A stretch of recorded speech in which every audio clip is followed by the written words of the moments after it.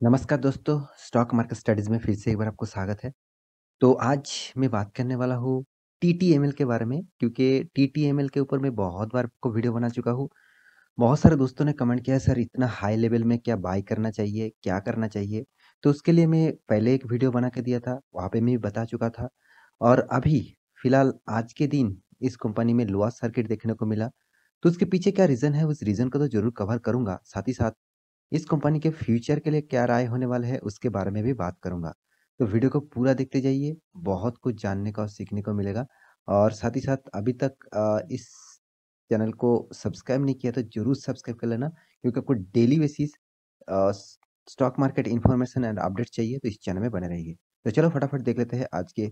Stock के बारे में। तो कौन-सा वो न्यूज़ है जिसके लिए आज के दिन इस कंपनी में लोअर सर्किट देखने को मिला? उसके बारे में चलो बात कर लेते हैं।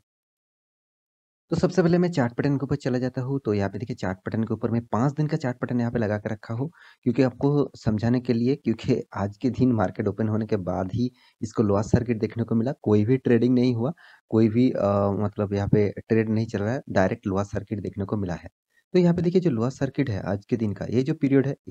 एक्चुअली आज के दिन का है और अब पिछले कुछ दिनों से देखेंगे तो हर डे में आपको अपर सर्किट देखने को मिला था।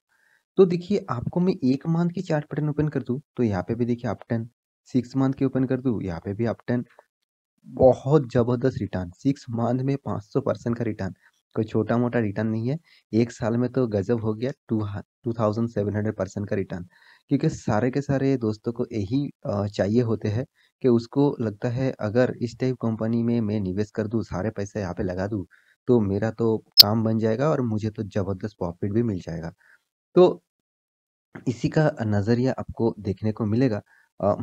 इस कुछ इस टाइप स्टॉक में। मगर दूसरा चीज़ भी आपको हमेशा सोचने के लायक रहेगा क्योंकि आप इस टाइप स्टॉक में निवेश करके रखें तो आपको हाई रिस्क लेना होगा, हाई रिस्क। देखिए मैं ये नहीं कहूँगा ये कंपनी जाएगा कि नहीं जाएँगे,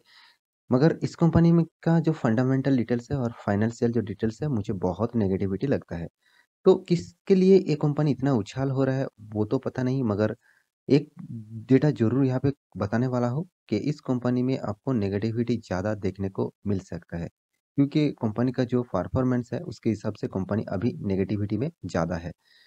तो आज के दिन यहाँ पे आपको 1 दिन का चार्ट पैटर्न ओपन कर दूँ, देखिए डायरेक्ट लोअर सर्किट। क्लोजिंग था कितना 290.15 और आज के दिन में कितना 275.65, डायरेक्ट 5% का लोअर सर्किट। देखिए जो स्टॉक में फ्यूचर नहीं होते हैं, वहाँ पे डायरेक्ट लोअर सर्किट 5 साढ़े 4 थे, साढ़े 4 से 5% तक लोअर सर्किट देखने को मिलता है। तो देखिए, मेरे कहने का मतलब ये है कि आप स्टॉक में निवेश करके रखे हैं, तो आपके लिए राय क्या होने वाला है, उसी के बारे में बात करूँगा। तो उससे पहले कंपनी का कौन-सा न्यूज़ के चलते आज के दिन लोअर सर्किट देखने को मिला, वो आपको देखना चाहिए। देखिए मैं द इकोनॉमिक टाइम्स के ऊपर सॉरी टाइम्स ऑफ इंडिया के ऊपर आ चुका हूँ। यहाँ पे न्यूज़ पब्लिश किया गया है। आप बहुत सारे न्यूज़ चैनल को कवर कर सकते हैं। वो वहाँ पे अच्छा खासा डिटेल्स में दिया गया है। तो यहाँ पे देख सकते हैं टाटा टेली सर्विसेज़, टेलीविज़न नहीं Tata tele services to convert interest amount on AGR, मतलब मान आप सभी जानते हैं, हर कोई टेलीकॉम सेक्टर का जो मेन प्रॉब्लम है वो है एजीआर। जो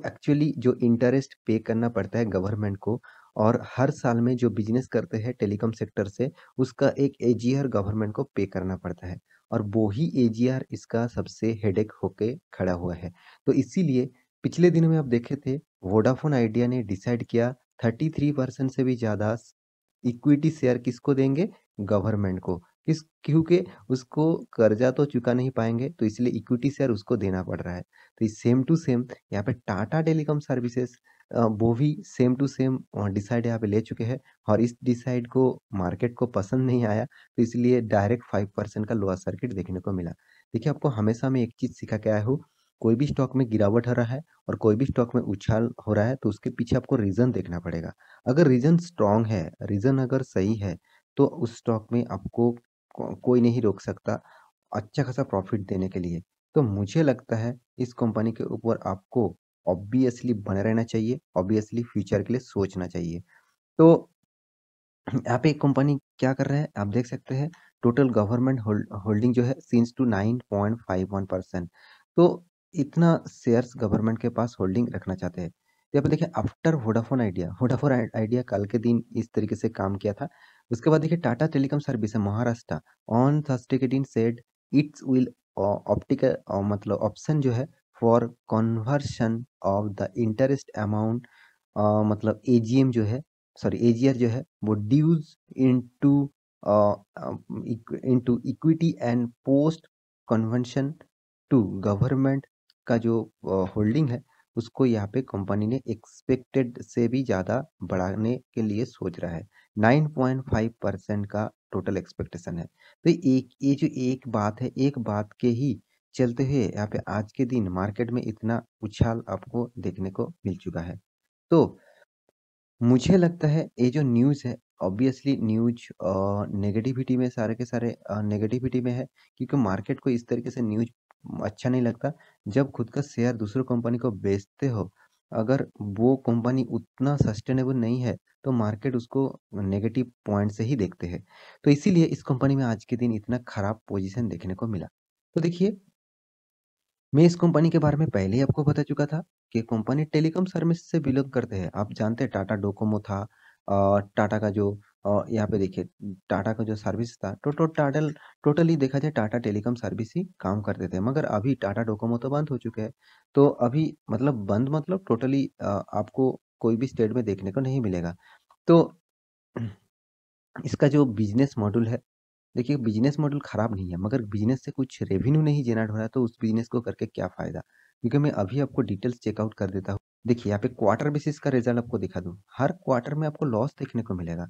सिर्फ कैसे 2019 मार्च इस क्वार्टर में ही आपको प्रॉफिट ग्रोथ देखने को मिला था वो भी 580 करोड़ का उसके बाद देखिए हर साल में कंपनी लॉस किया हर साल में देखिए इस तरीके से लॉस अगर करते रहेंगे तो कंपनी तो ऑब्वियसली डूबेगा ही डूबेगा मगर कंपनी फिर भी आप देखेंगे 3000% तक रिटर्न इस कंपनी ने दिया 3000% वो भी एक एक दो साल के अंदर तो इतना बड़ा 2500 तक परसेंट रिटर्न अभी आपको मैं दिखा चुका हूँ एक साल के अंदर इतना बड़ा रिटर्न दे रहा है इस रिटर्न के देखते ही रिटेल निवेशक बहुत बहुत भारी अमाउंट यहाँ पे